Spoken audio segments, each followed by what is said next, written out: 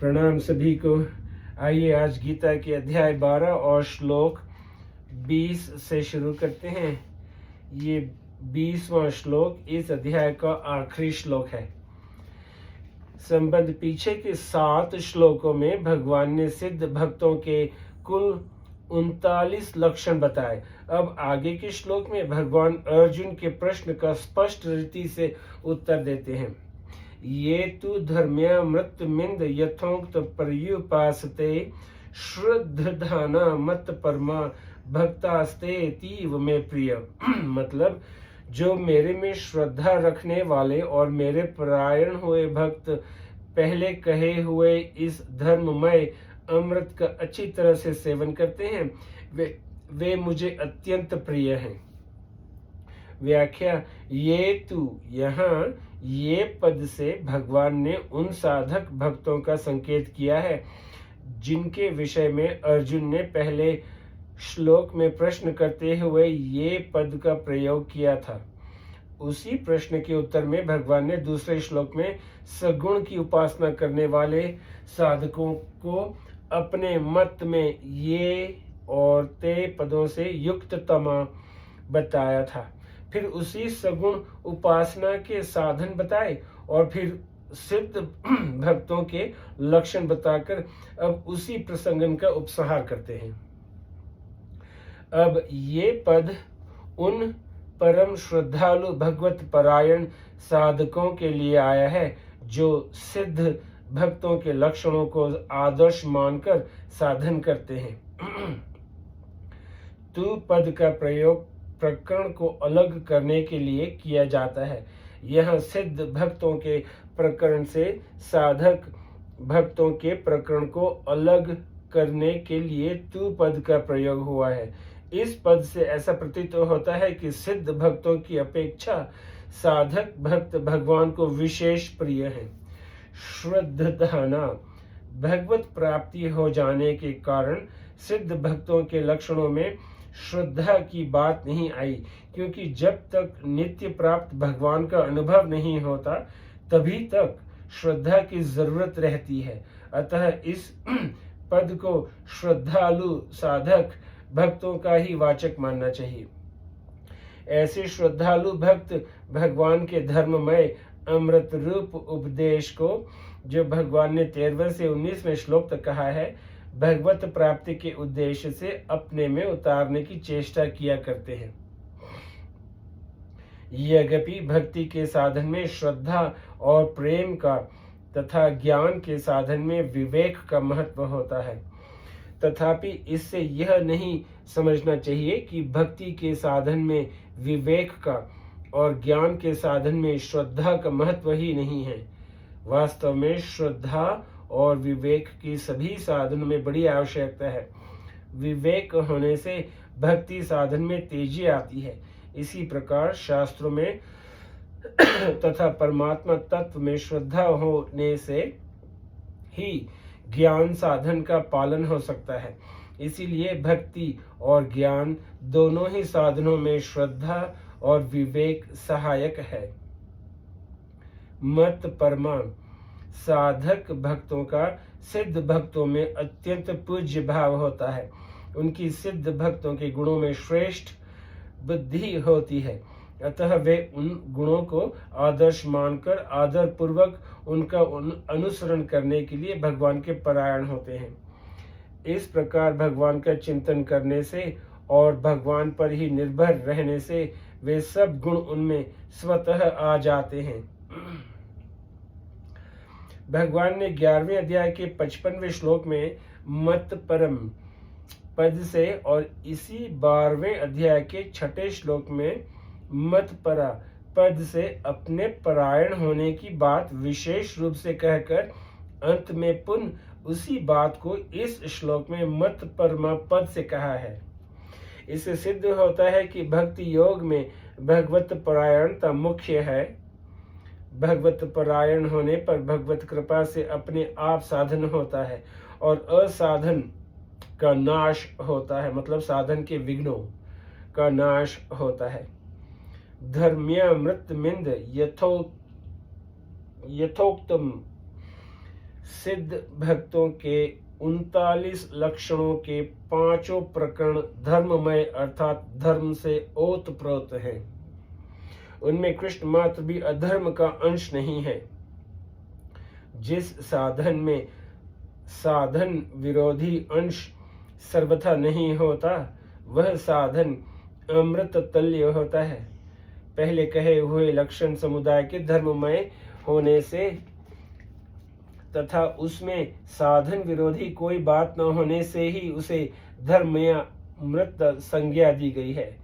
साधन में साधन विरोधी कोई बात न होते हुए भी जैसा पहले कहा गया है, ठीक वैसा का वैसा धर्ममय अमृत का सेवन तभी संभव है जब साधक का उद्देश्य कृष्ण मात्र भी धन, मान, बड़ाई, आदर, सत्कार, संग्रह, सुख, भोग आदि का न होकर एकमात्र भगवत प्राप्ति ही हो।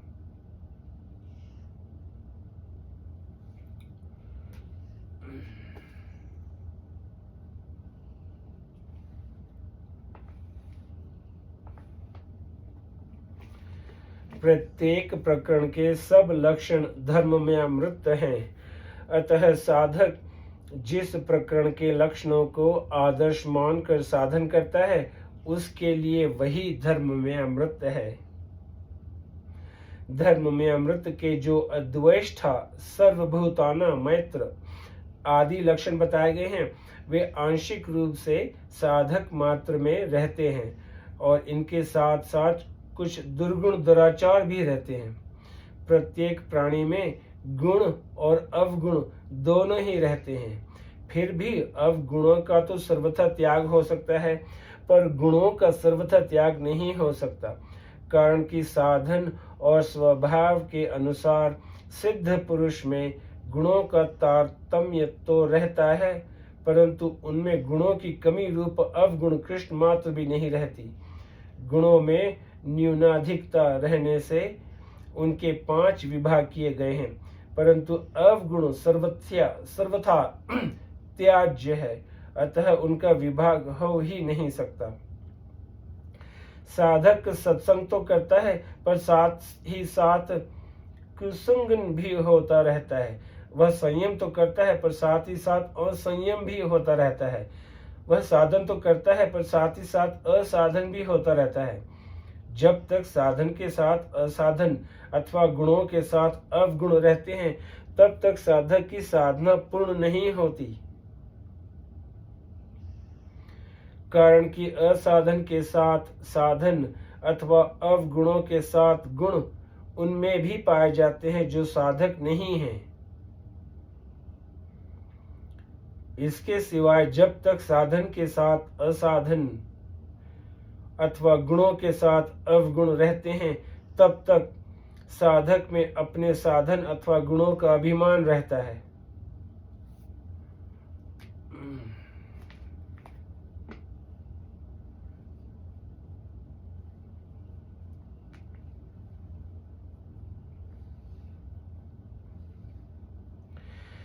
इसके सिवाय जब तक साधन के साथ असाधन अथवा गुणों के साथ अवगुण रहते हैं, तब तक साधक में अपने साधन अथवा गुणों का अभिमान रहता है, जो आसुरी संपत्ति का आधार है।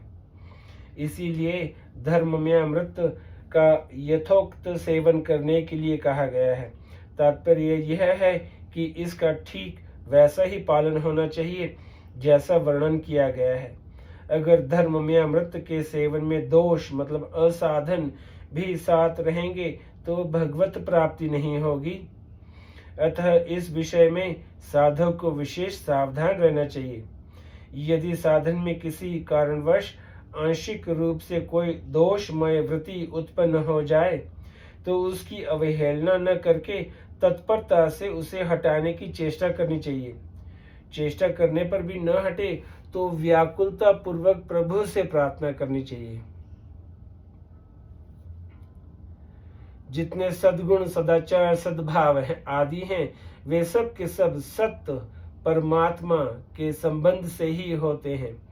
इसी प्रकार दुर्गुण, दुराचार, दुर्भाव आदि सब असत्य के संबंध से ही होते हैं। दुराचारी से दुराचारी पुरुष में भी सद्गुण सदाचार का सर्वथा अभाव नहीं होता, क्योंकि सत्य परमात्मा का अंश होने के कारण जीव मात्र का सत्य से नित्य सिद्ध संबंध है। परमात्मा से संबंध रहने के कारण किसी न किसी अंश में उसमें सद्गुण सदाचार रहेंगे ही। परमात्मा की प्राप्ति होने पर असत्य से सर्वथा संबंध विच्छेद हो जाता है और दुर्गुण दुराचार दुर्भाव आदि सर्वथा नष्ट हो जाते हैं।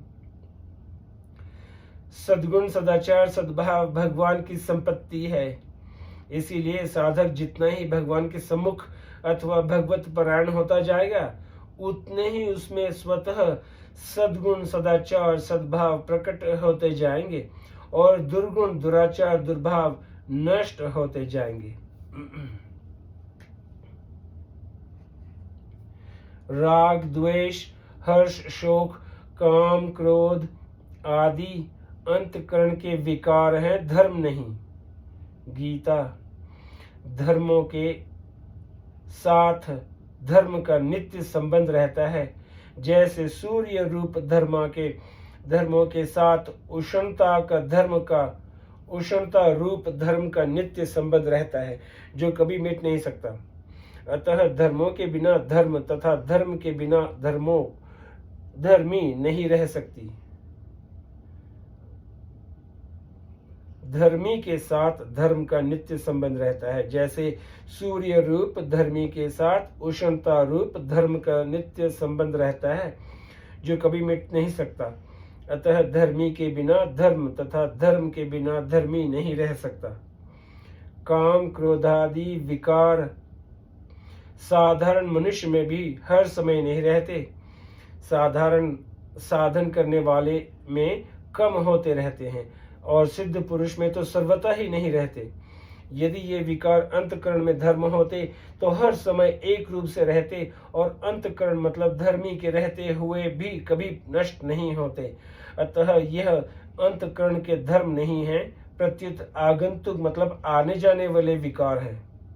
साधक जैसे जैसे अपने एकमात्र लक्ष्य भगवान की ओर बढ़ता है, वैसे ही वैसे राग द्वेषादि विकार मिटते जाते हैं और भगवान को प्राप्त होने पर उन विकारों का अत्यंत अभाव हो जाता है। गीता में जगह जगह भगवान ने तयोर्न वश माग चच्छेत राग द्वेष वियुक्त राग द्वेषो व्युदस्य आदि पदों से साधकों को इन राग द्वेष आदि विकारों का सर्वथा त्याग करने के लिए कहा है।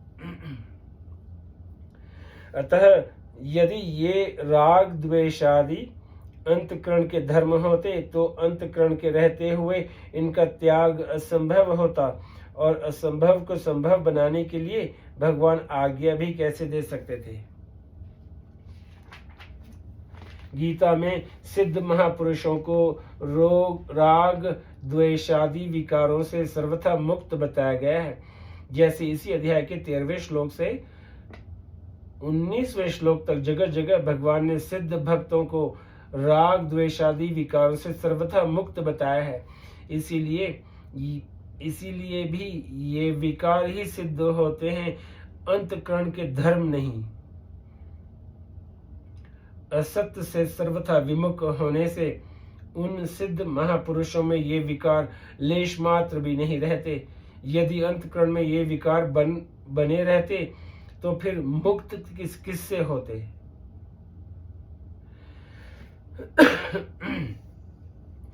जिसमें ये विकार लेश मात्र भी नहीं है, ऐसे सिद्ध महापुरुष के अंतकरण के लक्षणों को आदर्श मानकर भगवत प्राप्ति के लिए उनका अनुसरण करने के लिए भगवान ने उन लक्षणों को यहाँ धर्म्यामृतम के नाम से संबोधित किया है। पर्युपासते साधक भक्तों की दृष्टि में भगवान के प्यारे सिद्ध भक्त अत्यंत श्रद्धास्पद होते हैं। भगवान की तरह स्वाभाविक आकर्षण मतलब प्रियता होने के कारण उनमें दैवी संपत्ति अर्थात सद्गुण मतलब भगवान के होने से स्वाभाविक ही आ जाते हैं। फिर भी साधकों का उन सिद्ध महापुरुषों के गुणों के प्रति स्वाभाविक आदर भाव होता है और वे उन गुणों को अपने में उतारने की चेष्टा करते हैं। यही साधक भक्तों द्वारा उन गुणों का अच्छी तरह से सेवन करना, उनको अपनाना है। इसी अध्याय के 13वें से 19वें श्लोक तक 7 श्लोकों में धर्म्यामृत का जिस रूप में वर्णन किया गया है, उसका ठीक उसी रूप में श्रद्धा पूर्वक अच्छी तरह सेवन करने के अर्थ में यहाँ पर्युपासते पद प्रयुक्त हुआ है। अच्छी तरह सेवन करने का तात्पर्य यही है कि साधक में कृष्ण मात्र भी अवगुण नहीं रहने चाहिए। जैसे साधक में संपूर्ण प्राणियों के प्रति करुणा का भाव पूर्ण रूप से भले ही न हो, पर उसमें किसी प्राणी के प्रति अकरुणा मतलब निर्दयता का भाव बिल्कुल भी नहीं रहना चाहिए। साधकों में ये लक्षण सांगोपांग नहीं होते, इसीलिए उनसे इनका सेवन करने के लिए कहा गया है। सांगोपांग लक्षण होने पर वे सिद्ध की कोटि में आ जाएंगे। साधक में भगवत प्राप्ति की तीव्र उत्कंठा और व्याकुलता होने पर उसके अवगुण अपने आप नष्ट हो जाते हैं, क्योंकि उत्कंठा और व्याकुलता अवगुणों को खा जाती है तथा उसके द्वारा साधन भी अपने आप होने लगता है। इस कारण उसको भगवत प्राप्ति जल्दी और सुगमता से हो जाती है। भक्तास्ते तीव्र में प्रिय, भक्ति मार्ग पर चलने वाले भगवदाश्रित साधकों के लिए यह भक्ता पद प्रयुक्त हुआ है।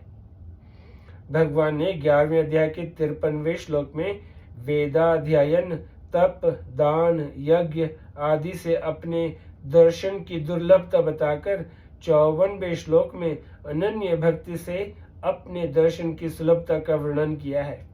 फिर 5वें श्लोक में अपने भक्त के लक्षणों के रूप में अनन्य भक्ति के स्वरूप का वर्णन किया।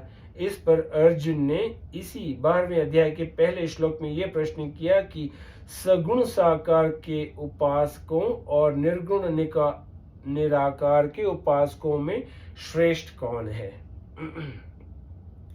भगवान ने दूसरे श्लोक में इस प्रश्न के उत्तर में सगुण साकार की उपासना करने वाले उन साधकों को श्रेष्ठ बताया जो भगवान में मन लगाकर अत्यंत श्रद्धा पूर्वक उनकी उपासना करते हैं। यह उपसंहार में उन्हीं साधकों के लिए भक्ता पद आया है। उन साधक भक्तों को भगवान अपना अत्यंत प्रिय बताते हैं। सिद्ध भक्तों को प्रिय और साधकों को अत्यंत प्रिय बताने के कारण इस प्रकार है। एक, सिद्ध भक्तों को तो तत्व का अनुभव अर्थात भगवत प्राप्ति हो चुकी है, किंतु साधक भक्त भगवत प्राप्ति न होने पर भी श्रद्धा पूर्वक भगवान के परायण होते हैं, इसीलिए वे भगवान को अत्यंत प्रिय होते हैं। दूसरा, सिद्ध भक्त भगवान के बड़े पुत्र के समान हैं। मोरे प्रौढ़ तनय सम ज्ञानी, परंतु साधक भक्त भगवान के छोटे अबोध बालक के समान है। बालक सुत सम दास अमानी मानस, छोटा बालक स्वाभाविक ही सबको प्रिय लगता है, इसीलिए भगवान को भी साधक भक्त अत्यंत प्रिय हैं।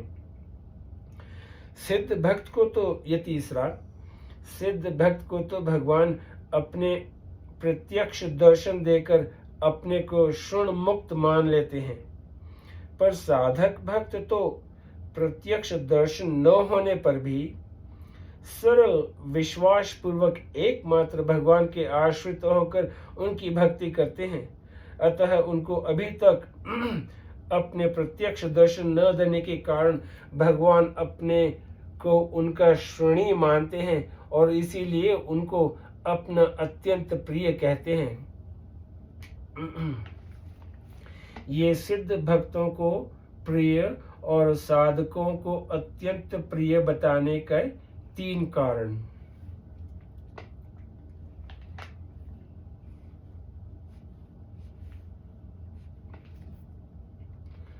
ओम तत्सदिति श्रीमद् भगवत गीता सुपनिषस्तु ब्रह्मा विज्ञा योग शास्त्रे श्री कृष्ण अर्जुन संवादे भक्ति योगो नाम द्वादशोऽध्याय।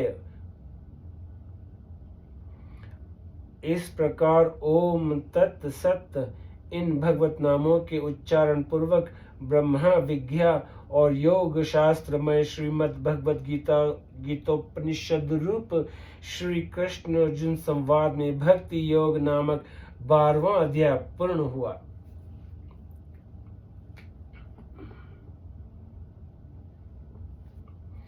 इस 12वें अध्याय में अनेक प्रकार के साधनों सहित भगवत भक्ति का वर्णन करके भक्तों के लक्षण बताए गए हैं और इसी अध्याय का उपक्रम तथा उपसंहार भी भगवत भक्ति में ही हुआ है।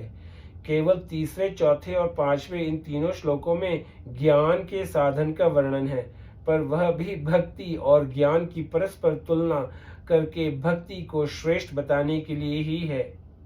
इसीलिए इस अध्याय का नाम भक्ति योग रखा गया है। 12वें अध्याय के पद, अक्षर और उवाच। इस अध्याय में अथ द्वादशोऽध्याय के 3, अर्जुन उवाच आदि पदों के 4, श्लोकों के 244 और पुष्पिका के 13 पद हैं। इस प्रकार संपूर्ण पदों का योग 264 है।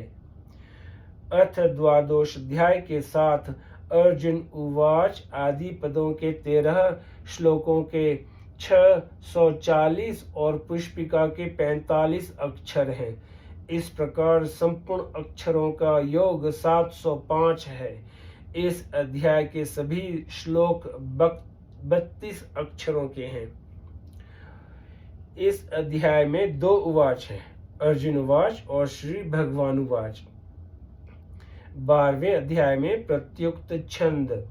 इस अध्याय के 20 श्लोकों में से 9वें श्लोक के तृतीय चरण में भगन प्रत्युक्त होने से भ विपुला, 19वें श्लोक के तृतीय चरण में नगण प्रत्युक्त होने से न विपुला और 20वें श्लोक के प्रथम चरण में नगण तथा तृतीय चरण में भगन प्रत्युक्त होने से संकीर्ण विपुला संज्ञा वाले छंद हैं।